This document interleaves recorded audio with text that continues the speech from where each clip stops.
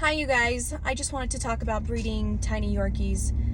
I have this conversation with breeders or people in general probably multiple times a week, because one thing that people know me for is I breed really tiny girls. And I think there's more breeders out there that do it. They just don't tell people. They just say, oh, my female's 4 pounds, even if they're not. And there's obviously some veterinarians out there that don't believe in breeding tiny ones. There's some veterinarians that are like, sure, you can breed her. Like, if we need to do a C-section, C-sections are very routine, not a big deal. So first off, I just want to talk a little bit about their health. So I do think, personally, in my experience of breeding tiny Yorkies, I've been breeding my same line for a long time. And my first Yorkie I ever had was 8 pounds, and I kept in touch with everybody. I had my sister's family, her in-laws bought 2 of the girls, and Jojo was 8 pounds and the dad was like 4 pounds, and I kept in touch with them, and I could not believe it when I found out that the 2 girls only got to like 2 pounds. One of them only got to 2 pounds. That's like what she weighed when we sold her. I think one of them just recently passed away. And anyways, this female was 8 pounds. She routinely, no matter who we bred her to, it was in her genetics to produce tiny dogs. Never had any health issues. They lived good, long lives, so anyways, there is a huge difference between Yorkies that are, or dogs, any type of dog, but little Yorkies. This is the problem that breeders don't realize when they start breeding. And this is because you just don't know what you don't know. You don't understand. Unless you have really done a ton of research on health, you wouldn't put this together.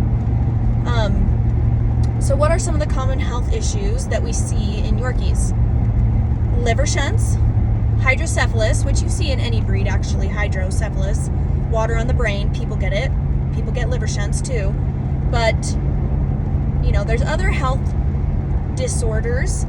And what is the number one, that I would say honestly, one of the number one signs or symptoms of having a liver shunt or hydrocephalus? One of the number one symptoms is stunted growth. So what you have happening is breeders pick the smallest puppy in a litter, and they say, I'm going to breed this one because I want to get tiny puppies because I can make more money, right? And then what happens is they don't know they've picked a puppy that has health problems. Sometimes those puppies will pass away in the first year of life. If there's a major organ defect in a small dog, or any dog, that's why breeders give a 1-year health guarantees, because they usually die in the first year. However, if they manage to survive it, or it's not a severe, like you can have a not very severe case of hydrocephalus. You could have a very manageable case of a liver shunt, or you could go unnoticed.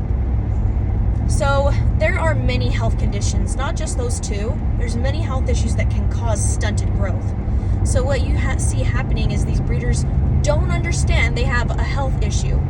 If I have a puppy that is smaller than the rest and the line doesn't throw that, that's a number one warning sign for me. I'm like, I don't want anyone to touch those puppies. I'm like, no, I'm not selling it. It's going to be 6 months old, have a liver bile acid test, a bile acid test so we can rule out a liver shunt. I want to see normal development. If they're not eating very well, that's another sign of a health issue. So as a breeder, we know what the health issues are. We understand symptoms. And for me, if I see one puppy in a litter that it doesn't eat well, or it has a hypoglycemic episode, I won't sell that dog for a long time. I mean, I guess I would say if it has one hypoglycemic episode, I'm like, you were playing too long, possibly, didn't eat because you were just playing. Not a big deal. If that puppy has a second hypoglycemic episode, no, we are not selling that dog, because that is not hardy. It's not good breeding. dogs should be hardy. They should be hungry. And they should be eating good. I know Yorkies can be picky eaters, but as a breeder, you have to see the signs and the symptoms. If they're not eating well, and they're the smallest puppy in the litter, that's 2 strikes, baby. You're 1 strike away from And I've been very fortunate. I haven't had liver shunt issues in my lines, and I've been breeding a very long time. So I think that's pure luck, because it's in the breed. But I look for stuff. I had a puppy once that I sold up to a really good friend of my husband's. Her name was Terry. She lived up in North Dakota, and his name was Peanut, and he had a really rare, her veterinarian couldn't even believe it, a really rare heart defect. And he was like, I think it was like 6 to 8 months old. He was running around their shop. They did semi-repairs in North Dakota. They own a shop. And Peanut was running around, and he just keeled over and died. I did actually offer her a full refund, but she wanted to get another puppy, so she waited till my next litter. But I've been very fortunate. He was very tiny. He was. But that line threw tiny, so I didn't think anything of it. Never had any hypo issues. But what I'm saying is, if you're a new breeder, or you don't understand the health issues, or you simply just care about money, and you really don't have any care if somebody gets a puppy and it dies, and you're just have this health guarantee that's like, nope, we don't give any money back. You don't care because you're just going to give them another puppy later down the road. You got your money and you're cut now. My contract does say that I do not give cash refunds, but honestly, I've had more issues with people trying to fulfill a health guarantee. And once I say, like, okay, well, I need to see a necropsy that says that that's why it died. If you're telling me you took it to the vet and it had, a liver shunt, or it, this or that, I'm like, okay, I need to see a veterinary report. And there's none. And then I find out from your neighbor that the dog got hit by a car because you didn't keep one of my puppies safe. That is really frustrating for me. And I've had situations like that more than actually needing to fulfill someone's health guarantee and replace their puppy, which I have replaced puppies in my career, which is like now 16 years or something. So I want to say it's either 3 or 4 puppies that I have had to replace because they died and had real health issues, which I wish more breeders were more open about that, because as a breeder, no matter how hard you try, there are, like, you think about human people or dogs, there's so many disorders, and the more we learn about dogs, the more that we learn that they have all the same types of defects and genetic issues, that go hand in hand with people or dogs. They get health issues. There's millions of health issues that we don't know about. So anyways, you need to know what you're doing to breed a tiny dog. You need to not pick a sick dog. And I've been very fortunate. One of my first jobs while I was still in high school was working for, it was called WB Investments in Holiday. It was Ryan Whitney and Justin Vandenacker. I worked for them, and I got to learn a lot about real estate investing. I helped them try to find investment properties. And then right after that, I worked at a credit union doing, just was a teller. And then I moved into accounting and worked in accounting for a long time. So very good with numbers, very good with money financially, always, trying to be really good about putting off something that I want right now to be, build a financially secure future. So I've been very fortunate that way, and my husband has a great job. I breed Yorkies because I love it. People who are doing it, I would say 99% of breeders who are doing this that I have encountered, you could give them $500 and it's gone the next day. And you could see breeders who sell their dogs for a lot of money, $12,000, $10,000. It's gone the next day.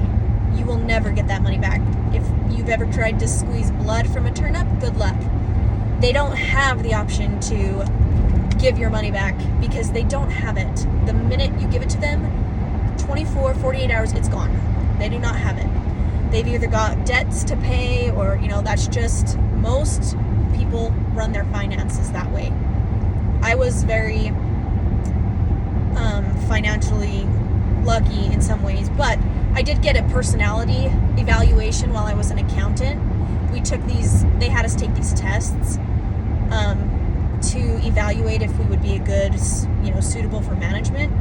And one of the things I asked, I was like, after I took it, I said, can you send me I want to see what my personality assessment said. And it was really funny. It said that I use money as a scorecard. I'll never forget it. I was like 19 at the time, 20. It said I used money as a scorecard, which kind of made me laugh. I've always been very money conscious and think that money, yeah, I'll let you interpret that as whatever you want. I've never been one to be the type to hide my shortcomings or my personality flaws. But anyways, sorry, getting off topic. As far as breeding tiny females, I had my first Yorkie was 8 pounds. We never had any C-sections, and I noticed that a lot of breeders were always saying, if they're under 5, like a breeder would say, if they're under 5 pounds, do not breed them. That is unethical. You're a horrible person, and all you care about is money if you do it. And I was like, okay, well, that's kind of a catch-all way to say something. It doesn't make any sense to me. I never deal in absolutes. There's always outliers. But, and then I just meet another breeder, and they're like, if you're breeding under 4 pounds, you're bad. Or I'd have a 3.5 pound female, and I'm like, okay, well, so I'm a horrible person because my girl's 3.5 and yours is 4? And I'm like, so a half a pound makes me a horrible, horrible person, and you're fine because you made this magical cutoff that you feel is right, and anything less than that is bad. Well, in my quest, I'm more of a scientific person. I don't believe everything everybody says. I test things myself. I want to see it for myself. And while I have had a lot of failures having that type of a personality and wanting to not really always believe, I tested my parents. I always tell my younger siblings, I'm like, you guys are so lucky. I'm like, I broke mom and dad in for you guys. You're welcome. But anyways, I try everything myself. I don't believe what people say. I mean, when I was little, this is a story about me. My mom was cooking on the stove, and she's like, the stove coil was red hot, and she said, don't touch that, it's hot. And I looked her in the eyes and reached my hand up and touched it while I looked her in the face. I didn't even look, I didn't test, I just because I don't know, it's in my nature. So anyways, that type of thinking, I was like, I'm going to buy small females and I'm going to breed them because I guarantee that there's a way to do it and you just didn't know how to do it. So I got a girl, her name's Roxy, and she always had really big litters. She would have 5 puppies and she was tiny, but she always struggled. I had to give her vitamins. She didn't have a lot of milk. She wasn't healthy. She always struggled with everything. And her puppies weren't very hardy. They just were weak. And she could push puppies out fine through her hips, but they just were weak. And then I got another female.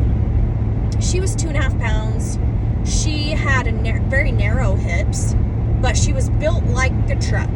The girl, she was 2.5 pounds, but she was short and stubby, but she was thick. And she had so much milk. Her puppies always, she only ever had 1 or 2 babies, but she could feed them. She had more milk. She could have fed 10 babies. I had to squish it out so that she could get some relief. She had so much milk. But her hips were very narrow. We got some absolutely gorgeous puppies from her. She was from Tucker's Line. But anyways, I started doing that, what I guess you could call a vaginal check, either when they were being bred or right when they would go into labor. I would check them with my finger. So I'd get a glove and I'd glove up and I would check the dog so that I could get an idea of the entire structure of the internal canal from the opening all the way inside the female. So I know I've heard a lot of ladies say, see those 2 hip bones that are right beneath their bum? in between, you know, on the sides, you can see 2 hip points under their tail. And they're like, if you can fit 3 fingers, or some breeders will say, if you can fit 2 fingers, you're fine. No, you're friggin' not. That gives you maybe an indicator. I don't think so. It's not something that is reliable at all in my mind. Not at all. I got a female from Europe. Some of you might have heard of her. We call her Paris because she flew in on a flight from Paris, and she is a daughter of Travel Tan Hollywood, who is one of the most popular grand champion in Europe right now. Spent a ton of money. She's bigger. She's like 6 or 7 pounds at least. She has narrow hips. She has super narrow hips because I put my finger in there and I can tell, because I've checked plenty of females, her hips are narrow. So what you have is Yorkie breeders that are creating absolute crappy hips, and they're getting away with it. You know why? Because they're buying a 2.5 pound stud, thinking that dog will, you know, produce tiny pups that can pass through that, so that the mother doesn't have any issues. Then they're breeding. And I would say this is a good portion of Yorkie breeders that do this, like at least 50%. They've got like a 6 to 7, maybe 8 pound female, and then they buy a 2-3 pound stud. And then they have a big litter. Usually, sometimes they'll have a big litter, and they never have a C-section, right? What problem could that create? That creates a massive issue, because you could be breeding your 6, 7, 8 pound female that has super narrow hips, that you're trying to get just the lowest weight puppies you can, that you don't end up in a C-section, so you're doing it right? No. You are breeding a trait unknowingly of narrow hips. I will say, my repro specialist, I talked to him about this, and I'm like, even singletons, I just laugh. I'm like, I have heard vets say, do an x-ray, and they'll be like, oh, that singleton is never going to pass through those hips. I can see that the hips are not wide enough on the x-ray. And they whelp them just fine every time. And that's just my experience. I'm not telling you should or should not do anything. I'm saying these are my experiences. I had a friend who had a 2.5 pound female. We went to breed her to my little 3.5 pound stud. My stud couldn't tie her, and I was very familiar with AI. And it was like he started to breed her, but then he couldn't tie. And I'm like, can I check her? Do you care if I just put a glove on? I'm just going to check. I kid you not, I could not even get my pinky finger into the female. Well, your stud dog's way bigger than that when they tie. So I told her, I'm like, my pipette for artificial insemination can fit right in there. And I told her, I said, your female has a stricture or extra cartilage and tissue in her canal. I'm like, and I said, if we collect my stud and insert the sperm, 100% you are going to have a C-section. She will not be able to pass. It's not even as big as a finger. I can't even get a finger. I'm like, it's about the size of a pencil. And so I said, I don't want to put the sperm in there unless you are okay getting a C-section. And I said, and you have to agree to go see a reproductive vet to check her because she has a stricture. And she said, okay, that's fine. Like, let's do the insemination, and I will take her to my vet. Sure enough, the repro specialist said, yeah, she has a stricture. We can fix it when we do her C-section. All goes great. Beautiful litter. They fix her stricture. So then they breed again. And I can't remember if she had 1 or 2. I believe it was 1 puppy. And she calls me and she's like, I'm at the vet. They're saying that, this puppy's not going to fit. She's too little, that I'm going to kill the mother if I don't do a C-section right then. And I said, what did you do? She's like, I'm going home. And I was like, oh, that's pretty interesting that she felt comfortable to tell a vet no when the vet was saying to her, you're going to kill your mother dog. We need to get this puppy out right now. And she went home, and interestingly enough, this 2.5 pound mommy pushed the puppy out, or the 2 puppies out, 20 minutes after she got home. No problem. So I kind of just laugh because you never say never, ever, in any situation. And, you know, sometimes I think breeders too, just to get a tiny stud, they'll breed the tiny female, you know, trying to a tiny male, and they don't care. They're like, I just need a stud that's tiny, truly tiny. And remember, we have to think about the health issues there. Like, if we are breeding a dog that, like my first Yorkie, 8 pounds, and she threw 2-pound puppies all the time. It was in her genetics.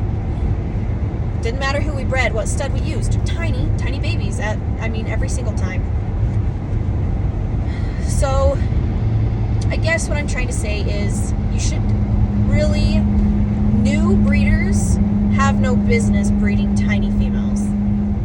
You don't know what you don't know yet. I made a lot of mistakes. And then I also realized that a tinier dog, if they can't control their calcium very well, like if the female can't, if she doesn't have a very good genetic profile for herself to break down vitamins the correct way in her body, she will struggle to have babies. So what I look for when I in my own program, I breed females that have wide hips because I've checked and I feel it. And I don't breed, I'm not super happy with the dog that I got from Europe, because most breeders, they'd be like, she's a great breeding size. That's fantastic. Her hips are narrow as fudge. If I don't breed her to a tiny male that whelps tiny puppies at birth, she's gonna be in a C-section. So I check the hips. My little girls that I breed have nice wide hips. And I have started to make it a habit. I check females to get an idea of what I'm dealing with. And I don't breed girls with narrow hips because I don't want that in my lanes, because I love breeding these little girls that they're strong and sturdy. There's so many things that you can breed for as a breeder. The way they look, their health profile, health testing. One of the things that I breed for is just for hardy females. They don't struggle to produce milk. They love being mothers. And they're hardy. Their lines don't give in to disease. They're not sickly lines. And that's genetic. Your immune system is genetic. Some breeders, their dogs are always sick and they're always dying. And I'm like, you need to step away from that line. Find a different one. You know, so my girls, they're hardy. I'm pretty sure most of my girls that I have right now, I could feed them the crappiest diet and they would have a healthy litter of babies, because they can do a lot in themselves with a little. That's why you see mother dogs on rescue shows. They're skinny, you can see their ribs, and they take these rescue people to a litter of 12 healthy pups. Like, this is all genetics. It's all genetics. So my ideal mother is strong genetically, immunologically, good at breeding, has decent litter sizes, and then obviously doesn't have any health issues and has wide hips. So those are some of the things that I think I really wish I would have known, or at least somebody would have put it in front of me for me to analyze and think about and test myself. Which I'm not saying you should breed a tiny female. I'm just saying when you don't know, you don't know. And then I see a breeder say something like that, and then another breeder repeats it. And they don't know, they just heard from another breeder. And then quickly enough, you have a whole group of people saying something that started with one person. So I want to break the stigma that you can't breed tiny dogs. You think about it, in almost every single mammalian species, the male is larger than the female, by the way. I don't know why it is with Yorkies. We approach breeding Yorkies like they're people, and they're fragile. You should never skip breeding on heats. don't ever skip. They're not meant, their bodies are not meant for that. And there finally is research backing that. That's another topic for another 20-minute video. But I do want to break the stigma of people thinking, you know, you can't breed this size. Look at Chihuahuas. They've already bred that dog breed down. Way smaller than Yorkies. It's doing it smart. Understanding what traits you're passing on with size. And knowing and understanding a puppy that has a health issue that they inherited, which would be hereditary, right? Or is congenital, which means while all the cells are splitting, something went wrong, the copy machine had an error, and now all of a sudden one of your heart valves is too small. Which congenital just means present at birth, which check your breeder's health guarantee, make sure they cover congenital or hereditary, because some breeders will say, well, your puppy might have died, but it's not my fault. It's not something they got from the parents. So as a buyer or a breeder, understand that there's things that can happen that didn't come, your parents can be perfectly healthy. If your female has a problem with folate or folic acid and doesn't regulate her nutrition, you might get a cleft lip puppy, or you might get a puppy that has a heart issue that you know, they don't do well or something like that. So just, I always try to keep these things in mind. I don't mind keeping puppies longer just to be safe. It's hard to know because there's millions of different things that can be wrong. But when people say teacups are not healthy, I'm like, no, you don't have a liver shunt because you're tiny. You have a liver shunt because you inherited two genetic markers, probably, in my opinion, from a parent. I think it is, you know, a recessive thing, liver shunt, but, or you inherited it. You didn't just get this condition, or it's congenital, and it's like, you didn't get this because you're tiny. Being small doesn't give you health problems.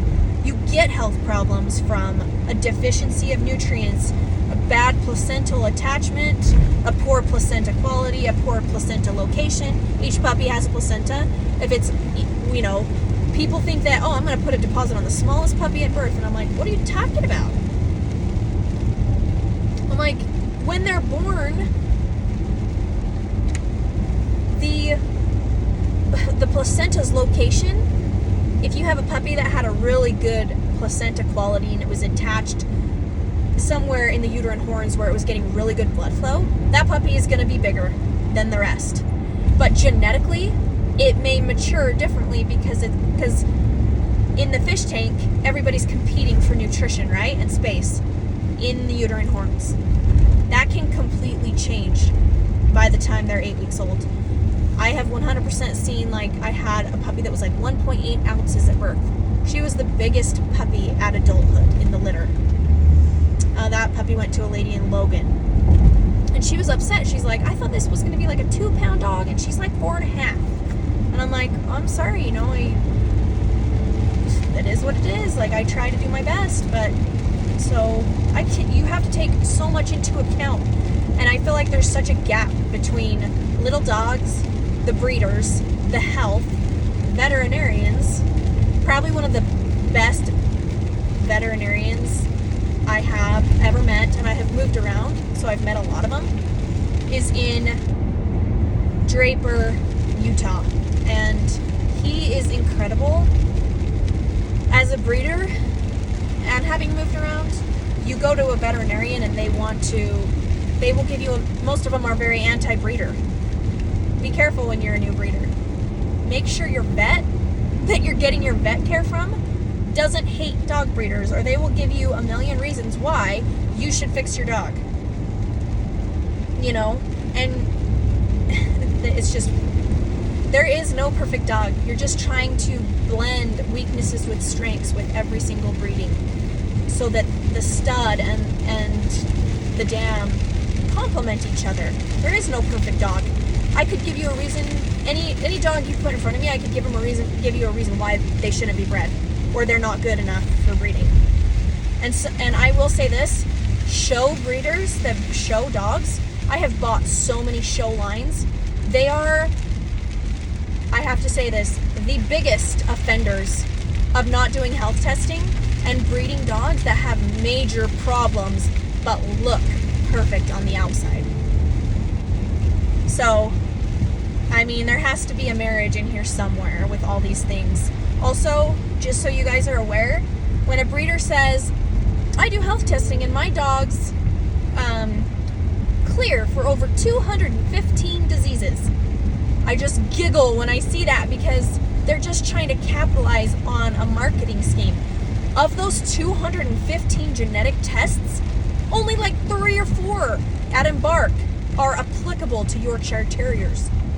So, uneducated buyers trying to do their best, and then you have these breeders that take advantage of that. AKC just came out with some new testing for neurological.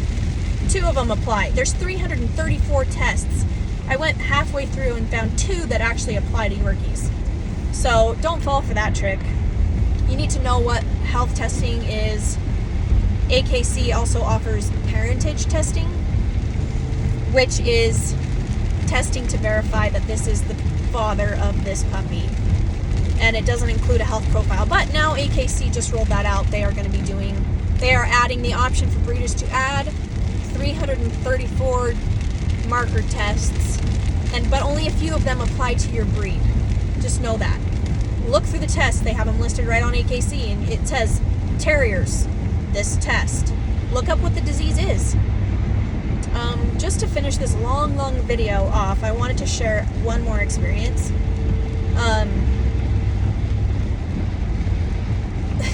I had an AKC judge at South Mountain in Draper refuse to do a breeding because the stud only had 1 testicle, and I did not care.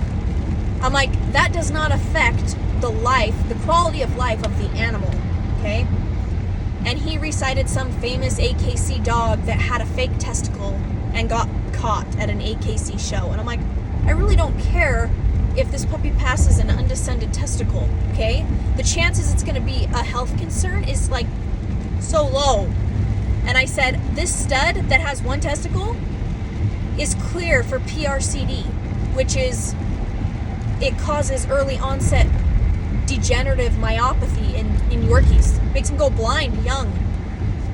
That affects the quality of life of the dog. I personally care less about showing shitty dogs that look perfect, okay? And care way more about the quality of life that my puppies are gonna have that I bring into this world. If you go blind, that freaking sucks. I don't want any of my dogs to ever go through that. This AKC judge at South Mountain would not do an insemination from the stud that I hand selected because of him not having a testicle. Not one time did that guy ask me, did you do Embark testing? Did you do this? Any of that stuff. Nothing. It was so disappointing. And then when I found out, he's like, ethically, I won't do this insemination for you. And I'm like, what? I'm like, I'm here. I have my kids here. The stud's here. They drove here. And he's like, well, I'm like, well, the numbers. And I'm like, you need to do this insemination. And he's like, you can come back tomorrow. That mother freaker. Be upfront about that crap. That is my one complaint about a vet at South Mountain. They are at the top of their game at what they do. That AKC judge cost me so much. It is so upsetting to see that ignorance, that type of ignorance. We are supposed to be helping. This is the kind of crap that gives, dog breeding in general a stigma of being a dirty job. It made me so mad. It's like, you really are going to prioritize a missing testicle? Yes, there can be issues. I know there can be health issues associated with an undescended testicle. I understand. I've done the research. The chance that a health issue is going to arise from having an undescended testicle is very low. So I have a hard time with that kind of a thing. But I breed tiny Yorkies. But I understand what I'm doing. I understand that a female that's tinier, if she struggles with nutrition, controlling calcium, the smaller she is, the worse it's going to be. If your female can't regulate her calcium and you're giving all kinds of supplements and she's itty bitty, it's going to be 10 times worse than if she's 7 pounds. That is why you have these breeders saying, why would you do that to the dog? And I'm like, I think you're way worse doing it to a 7-pound dog. I had a female that was 7 pounds, had a litter of puppies, couldn't keep weight on her. She struggled with milk, everything. I fixed her. And I'm like, you suck at having babies. It's not fun for you. We're not going to do this, even if you are the accepted weight. Anyways, I'm sorry. I'm going to just get off my soapbox now. I don't even know if anybody even is going to care about this video. I don't know. It's just my experiences and challenging the information that is out there. And I'm not trying to give anybody advice on what they should or should not do. I'm just saying these have been my experiences and I'm sticking to it.